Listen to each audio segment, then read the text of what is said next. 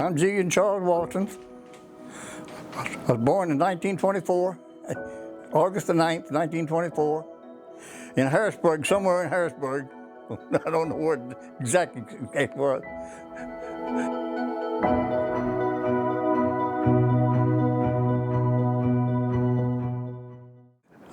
I grew up out there in West End, 5720 Schuler Street. We traveled a lot. My daddy was a bricklayer. We had to travel to find work back in them days. This is during the Depression days. If you go find work anywhere, you can find it. We finally settled back in Houston because his brother worked for Hughes too. His daddy got a job out there for a little while. We settled over there in West End. I went to elementary school at Memorial Elementary School out there off of Washington Avenue. I graduated from there. I went to George Washington Junior High School. And went to 6th, 7th, and 8th, 9th there at George Washington. And then I got the first year I went to Sam Houston downtown with high school. It was 9, 10, 11. They only went to 11th grades in them days.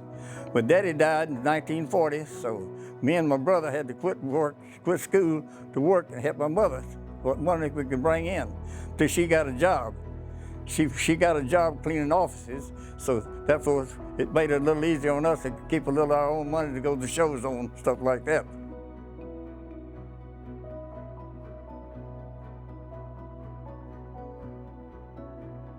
The original family name was Walton, W-A-L-D-E-N, and from Georgia over there, so where they come from, my daddy and them. So, what happened to Daddy changed his name. Everybody carried a shotgun then when they traveled across the fields. Daddy had that double-barrel shotgun. He was going across that guy's field. Well, that guy's bull charged Daddy, so Daddy shot the bull. And my grandpa was sheriff at Glasscock County, so he had to put his son in jail. So Daddy got mad about that, so he changed his name to Walton, W-L-T-O-N. So it's been Walton ever since. But all the relatives over at W-L-D-E-N. So.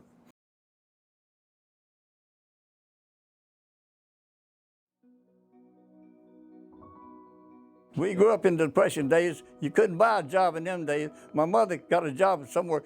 She worked for, they paid $1 a day, and what it was then. But $1 would buy a lot of food in them days.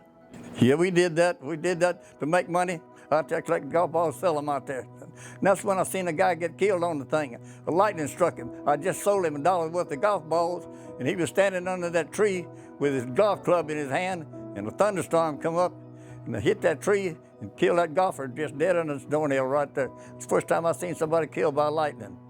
And that was back in about 1937.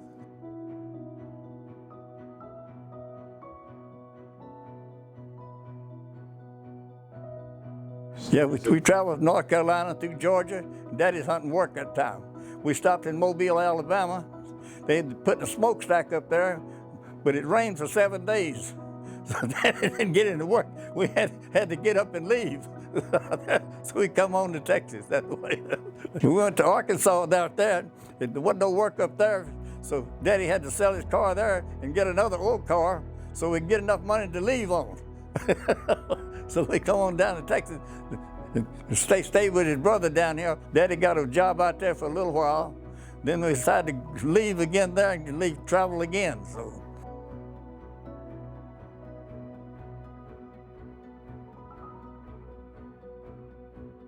My mother was born in Aiken, South Carolina, in August the 26th, 1888. And my daddy, he was born in Edge Hill, Georgia. That's down from Augusta.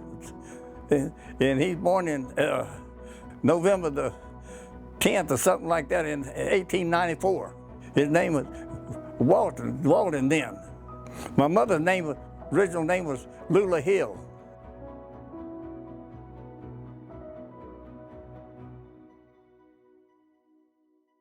My oldest brother named Alonzo Walton. He was born on February the 25th, 1918. My brother Bill, he was born in Houston, Texas, on October the 7th in 1920. And my sister, Mary Elizabeth Walton, she was born on October the 22nd of 1926 in Houston, Texas.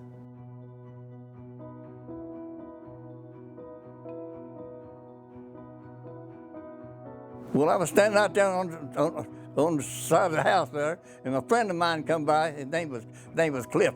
Bertha was with him. They wasn't girlfriend, nothing. They just friends. So we had to walk her home. So we walked her home. She lived over in Cottage Grove on Darling Street, which is about a mile and a half, 2 miles over there. We walked her home. We was walking her home. I asked her for a date, and she accepted. So the first date, I took her to Pearland Park. I had to borrow my brother's car then. I was about 16 years old. And so we hit it off there. And the second date, I took her to Hot Wheels. There used to be a resort out there, Hempstead Highway. Went swimming out there and everything out there then. Then we went to Winnie Roast, where Gangers goes. Another place over on Heights Boulevard had a swimming pool over there. You could get in for 15 cents.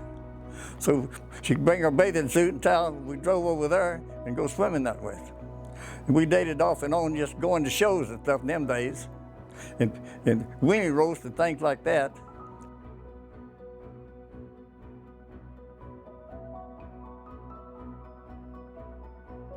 I joined the Navy on July the 1st of 1942. They sent me to San Diego for basic training.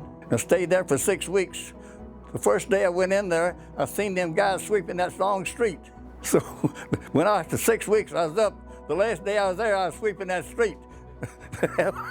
They don't show no favoritism to nobody. Everybody gets a chance at it. So they gave me a 10 days leave. I come home on the bus in them days. I didn't get to see Bertha then at all because I didn't have time to visit with my family then. So we were writing each other back and forth in some letters. I went back to San Diego, and they transferred me to the ship over to the USS Chester at San Diego there at North Island. Then we left from there. We went to San Francisco on the ship. We had a few days liberty there. That's when I found out California was high. You could get a haircut here for 35 cents. It was $1 out there then.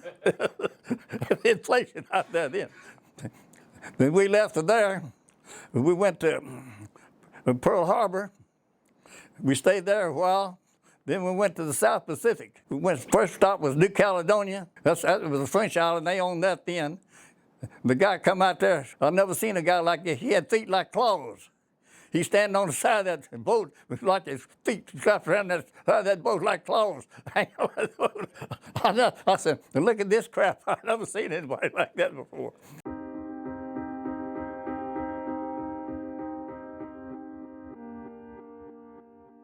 The war was started in. We went up to Guadalcanal. We did some shelling up there on the Japs. Then we were patrolling up there, and we got about, I think it was 1940, which is about 20 minutes to 8 at that time. We got torpedoed. We took a fish inside. That Japanese submarine was damn good. We was zigzagging at 20 knots, and he hit us amidship, so you figure how good that is. When everybody worked that night, that's when I got hit in the head. It blew me up against the side of the wall at that time. I was going down to the engine room. I was an electrician. I was going down to the engine room to relieve the guy. We always leave at 2000, which was about 8 o'clock. But we always leave a little bit early. So I was started down there. I stopped by the galley there talking to a friend of mine and got a cup of coffee with him. About that time is when we got hit. So the guy I was supposed to relieve, he got killed. So I guess the good Lord had a hand on my shoulder then. I noticed a little vision in my eye after I come to, but I didn't want to tell him about it because I didn't want to get kicked out of the Navy that soon. So then he got better, and then it kind of got weaker as time went on. They welded some stuff on that hole, the bulkhead a lot better. And so we left there and went to Australia, to Sydney, Australia, to get the dry dock there. We pulled in November 8th in Sydney, Australia. We was there for 6 weeks. We had liberty there. We had a good time there back and forth. And we left there on Christmas Day. We headed back to the States. We had to come all the way across the Pacific to the Panama Canal. and went up to Norfolk, Virginia, and it was cold, freezing. It was in January there, cold. First section, they got 2 weeks leave, but I was in the second section, so they come back, then we got 2 weeks leave. So I went over there to get on that train. My hand, it was so cold, my hand had kind of froze to that briefcase. I couldn't hardly take it loose. So I got on that train coming to Houston, Texas. We had to change trains at Atlanta and get on another there to New Orleans and change trains there on Southern Pacific to get to Houston, which they made good time. They was all on time going back there. And that's when I come home on leave there. We have been writing to Bertha, my fiancée then, all the time. And so I went down and met her. She was at a show, so I had to get her sister that got her out of the show. She'd already got off of work and went to the show. And we walked home, and I asked her a date the next night, and we started dating then. Now, I was about 4 or 5 days in. They was talking about people getting married, and her sister, she must have put her sister up to it. She said, yeah, why don't y'all get married? And your brother said, why don't we? So they put me on the spot. So I said, yeah, go ahead. I went down to Gordon Jewelry was in then, so my sister-in-law was keeping my money for me because I didn't have no bank account. She was putting it in the bank for me while I was sent home. And I drew out enough there. I bought her a set of rings at Gordon's Jewelry for $150. That was a lot of money in them days for a set of rings. We went down to get the marriage license. I had to go down and you had to take a physical in and make a medical to get a driver's license. I mean, a marriage license, which was $1.50 then to get a license. So I went down to the Navy recruiting office and I got mine okayed right away. I didn't have to pay nothing. So Bertha had to take two to one of hers. And I met her mother up there. She had to sign for Bertha to get married. We got married in February the 25th. Bertha just turned 18. Her birthday was on February the 3rd. She turned 18. I was already 18. She traveled everywhere with me over to New Orleans and Orange. I was getting transferred again, I think I was, and thought I was. She come back home and she joined the Army. Well, right about that time, the war was over in Germany, so they started releasing guys like me with disability. So when they automatically released me, they automatically release her. But she was been in there about 4 months. But she classified, she full general benefits after 90 days. She got discharged in July. I was already home. So I met her at the train station and we stayed with her mother there. Then I got a job out at the shipyard. I worked there for a while. We bought that house. I had a 41 Chevrolet convertible I bought. It was a nice car. But when I found out Bertha was pregnant with Sandra, I said I couldn't afford a house and the car. So I had to get rid of the car. So the house come first. So we bought that little house up on Shotwell, 727 Shotwell. I think it was $3,900 in the house. That was a lot of money in them days. You had a 20-year loan on it, and I think that everything, insurance and everything on the house, it was about not close to $40 a month. Well, the pension I got from the Navy was $69.50 then, a disability. So when I paid the house note with that, I could pay the light bill with that and had the gas bill, but we didn't have a telephone then. We had money left over out of that. So then I got laid off the shipyard, so I joined the 5220 Club. That's the GI deal they put up with the GI. You could draw $20 a week for 52 weeks. They call it 5220 Club. So Bertha got out, and she drawed it too. See, so we had $40 a week coming in there. We had lots of money rolling in. We living in money. We stayed there 5 years. Sandra was born there. Linda was born there. Sandra was born in Sandra was born there in April the 7th in 1946. She was born. And Linda was born the next year in May of 47. Then we stayed there 5 years in the house, so we paid $4,000 about for the house. We sold it for $5,500, so we made money on that house. So we bought my uncle's house down there at 230 Shotwell. We paid $6,000 a hit. We stayed there 9 years, and we sold it for $12,000. Then we moved out there on Parquette. We bought that house out there for $12,000. Of course, I paid it off. I didn't have that much money left out of it. I bought that house out there, 8530 Parquette.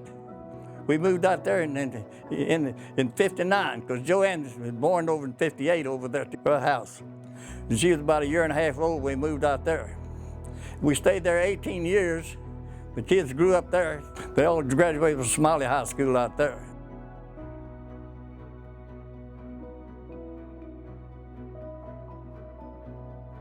Oh yeah, I did that. We was going to show. We didn't have no car in them days.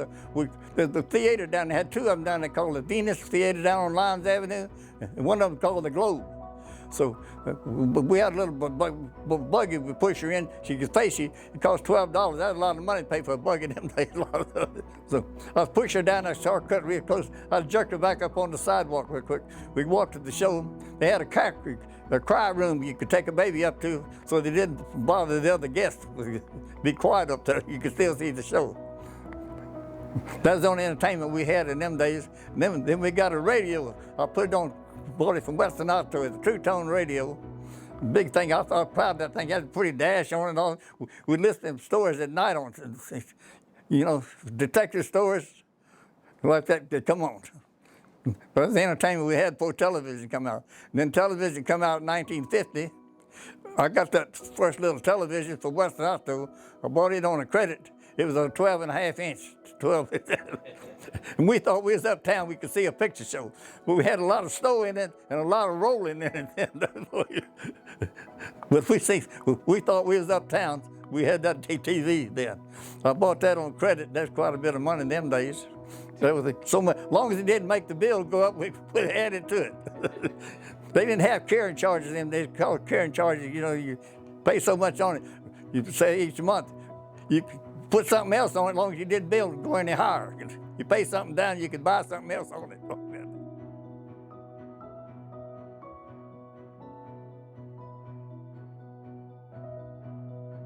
It happened in August in 1951. I come home from work. It's hot. Bertha's sitting out in the yard there on the Chase lounge out there, and she had Santa and Linda with it. She said, "Daddy, it's just too hot in that house." We had, you know, little window fans, but they didn't do any much that good in hot weather. So she had my supper fixed, so I eat my supper. So I went down Western Auto and I got that, I think they call it a Wizard. It's a gift made by Gibson. It's a 3/4 ton air conditioner. And I brought it home and I put that thing in that night. And the kids, Santa and Linda helped me slide it in there. And boy, we slept cool that night. I'll tell you that. She made a pallet on the floor for the two girls. We slept there. She was 8 months pregnant with Tommy Joe at that time. It was just hot. Then Mr. and Mrs. Bryson and brother, they got two put in their house after that. They had to put up a pole because it liked 1 foot. They wouldn't tie on to it because it liked 1 foot. The light company got specifications, so they only allow so many feet before they have another pole. It liked 1 foot being this. So he had to put another pole in the yard. So when they got ready to tie on to it, the guy he held with the pole. He just running straight to the house. He wasted all that money putting the pole in out there.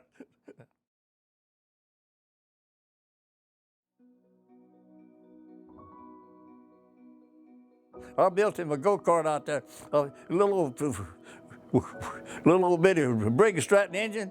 Out there, I built him a go-kart and had that thing on it. had a pull on it to start it and run it. Had a brake on it and all that stuff. He drove it around there quite a while. He finally run into a tree with it.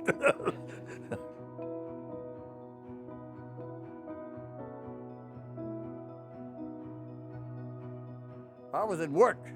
They had the hatchet over there making something out of that woods over there. She's chopping something. She cut her foot with that thing. The lady that bandaged up, they called me, and they done the best they could with it. I had to come home and take her to the doctor to get her foot fixed over that time, yeah.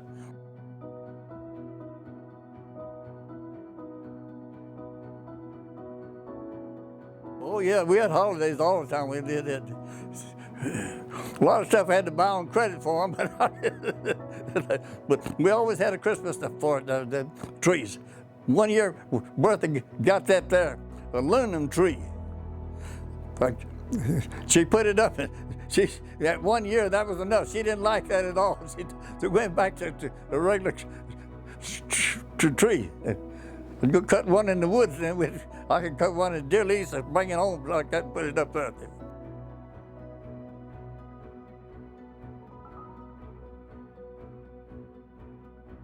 The first grandkid, I think it was, yes, Marla. Yeah, then Johnny. That's right. Both of us sprinkled at the same time. April, and then Johnny was born in October. Yeah, that's what it was. Because I remember Linda sitting out there on the back of Tommy's truck, and she sprinkled then. She got ready to go to the hospital. I remember that. So I can't remember all them great grandkids now. Don't ask me that. I can't remember that. I remember all my grandkids. I knew Marla's, Johnny's. But I get Johnny's and Tanya's mixed up. They're only 2 days apart. One of them born the 29th of October, and the other born the 31st of October. Well, see, they all married, and they got husbands, they got kids, all this. So it all mounts up to a big family. You seen how many was there? That then.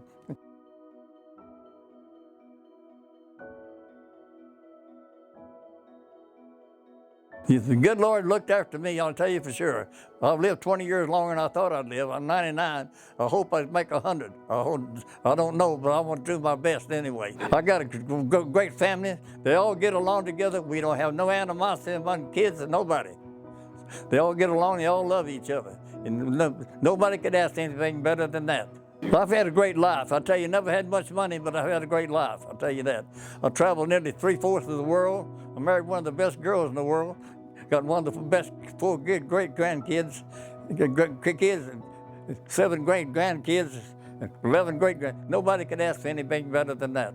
Good Lord's been looking to me. I've had good health all the way along, so I've never had much sickness. I worked at that company for 40 years, and I bet I didn't take 7 days sick leave in the whole time I was there. They were good to me. I worked there 40 years, and I'm still drawing a pension from them. They gave me a profit sharing when I retired. They paid a lot into that because I'd been there a long time, so they were good to me.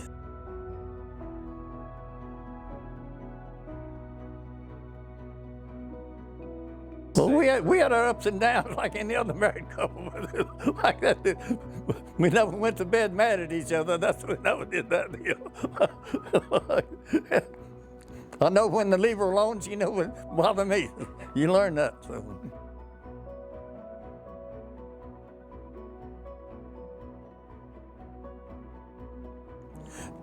Because when them kamikazes come over, that was it. We had some damn good gun crews. Shot them down. When they plane diving at you about 250 miles an hour with 250-pound bombs on it, you headed to your ship. You got to dodge him and shoot him down. That's it. And they were good at it, in the 40 millimeter. When I first went in the Navy, the only thing they had on that thing was some 1.1s. They jam.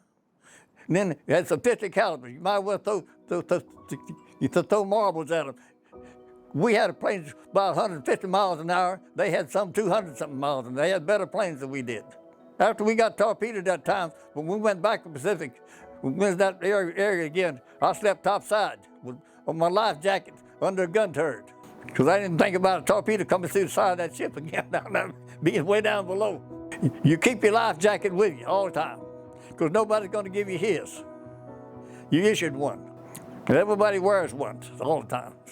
When you go to battle stations, you have life jackets on. I don't care whether it's down in your gun turret. I had the second deck on the gun turret there. The electrical deck is down below the guns.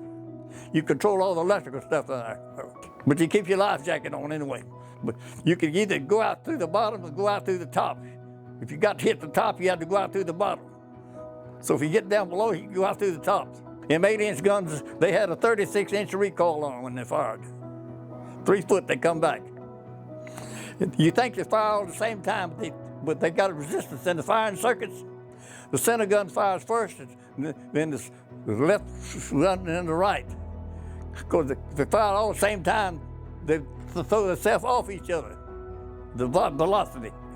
So they fire the center one first, and the other fire, but you wouldn't notice the difference when they fire. There'd be a split second in there. When they got a resistance, and when the guy pulls that trigger, it fires all 3 of them at the same time. And they could load them things pretty fast too. Gunners, they open the breech there and lay it aside.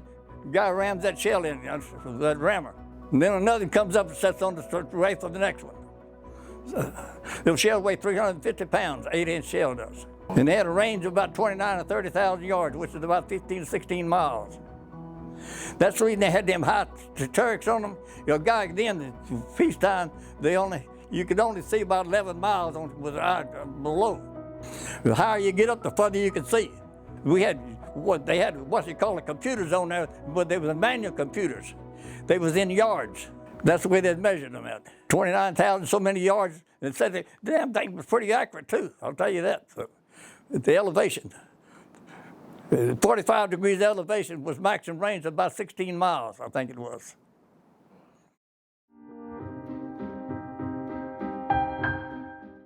No, I've had a good life. The good Lord been good to me, I'll tell you for sure. So people don't believe in that, but I do. I always figured he had a hand on my shoulder, and that's South Pacific.